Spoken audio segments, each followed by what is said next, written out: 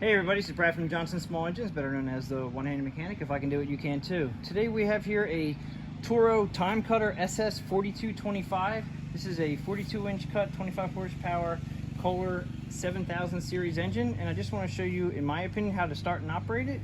We're going to make a walk around right now, and since we're in the front here, I just want to show you that they have 3 different speeds here. Okay, you have mow, tow, and trim. Okay, so basically what it is it's fast, slower, and really slow. All right, and it just doesn't allow you to go past a certain speed, and that's what they call the smart speed control. But you do have to basically do this. I wouldn't recommend doing it while driving. Just do it when it's not running. So if you want it in tow, you're just going to move it up one. If you want it in trim, you move it up two. I'm going to leave it in mow for us. You have your, on the right hand side here, you have the up and down for the mower deck. So you basically have to lift up a little bit and to your left, and then bring it down into each notch, whatever notch you have. Now they do have, if you look real closely here, they have the inches on the side here. I just get in my yard, I put it where I like it, and I just leave it there. I'm gonna leave it at 3.5 for now. You have your arms out here for, this is your parking brake. These are your forward and reverse arms right here. And when they're out all the way, that's your parking brake. You have to have them out when you actually start the machine. And if you want to get off the machine and do something while it's running, as long as the mower deck is not in the engaged position, you can actually get off the machine and walk around while it's running, or you just turn it off. Being on this side here, we have throttle. Now this is actually what they call a smart choke, because it only has turtle and rabbit. So that means we only have fast and slow. So I usually start them about halfway, and because it says right here, smart choke, which means you don't need that, you don't have a choke, it's an automatic choke. You do have a choke, it's automatic, so you don't have to worry about putting it up to fast or putting up the choke. The choke is actually automatic inside the engine. This is your ignition switch. You have stop, on, and then crank, which is here. This is your PTO. This is what they call the power takeoff. This is what operates your mower deck, and as far as operating it, you just pull that up and you get it running. And then I usually start at about half speed, and then I take it up to full speed. There's a lot of torque that comes from this electric clutch from the engine speed. So it's just, I recommend half. You guys can do what you want, but half speed, engage it, and then throttle up to full speed to mow. Coming back to the engine, we have, this is a Kohler 7000 series. This actually is a 22 horsepower. I thought it was a 25 horsepower. It's only 22 horsepower. What you want to do when you get your machine, if you buy it new or used, make sure you check the oil, which is right here. And all you have to do is pull the dipstick out. It's very easy. There's a full dot and then a low dot. You want it between the dots. I usually like it on the upper side of that, so it should be, and you have to do this on very level ground. Now this is very clean oil. We just changed it. It's right below the top dot, which is perfect. Go ahead and put that back in there. It just sits in there. Gas tank is on this side, straight unleaded.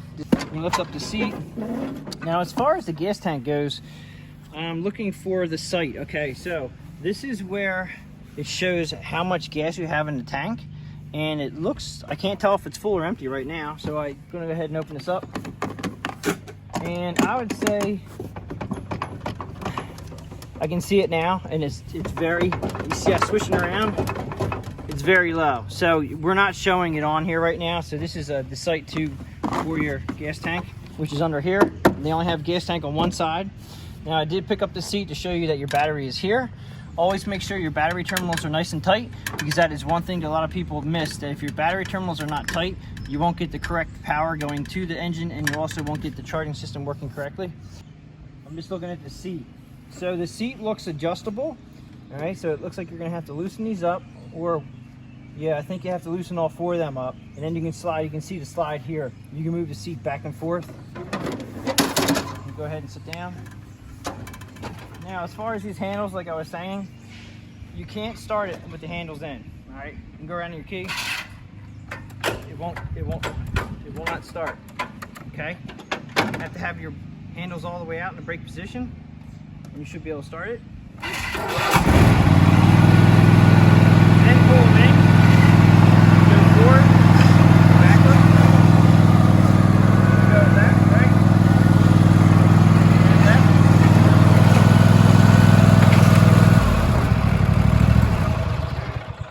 Now being that this is a automatic choke, apologize for the neighbor's dog, but being that this is an automatic choke, you do not need to worry about it. You just turn the key and go. So handles out, turn the key, doesn't really matter where this is at. Now if it's real cold outside, it may actually not start very easily unless it's about half throttle. When you go to engage the mower deck, right here, I recommend handles in, engage the mower deck, get the throttle up.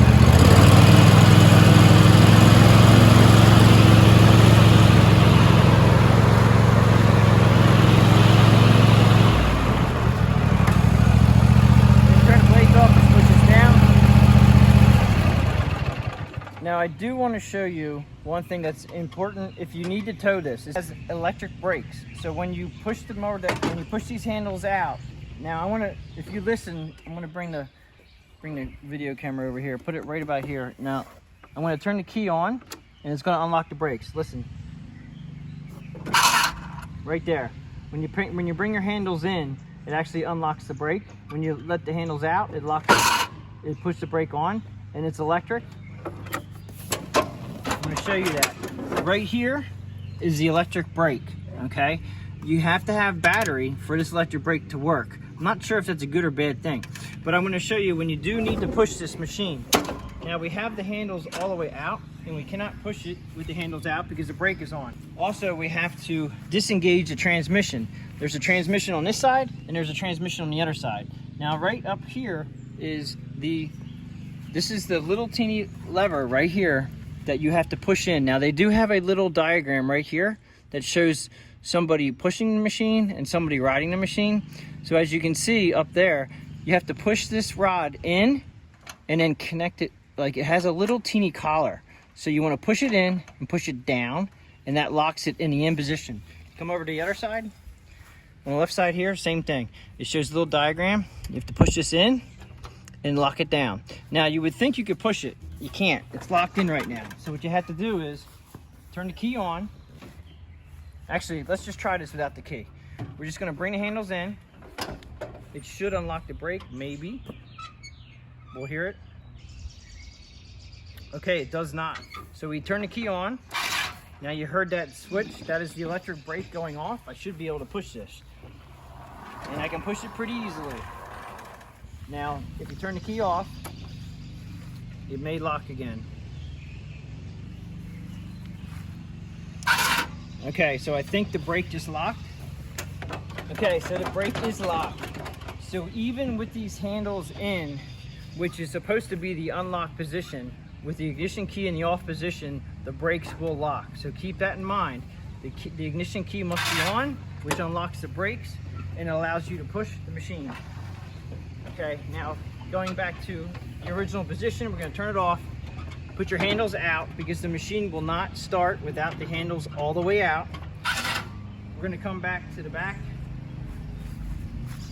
We're going to engage. We're going to engage it by pushing up a little bit and pulling it out. That engages the one transmission.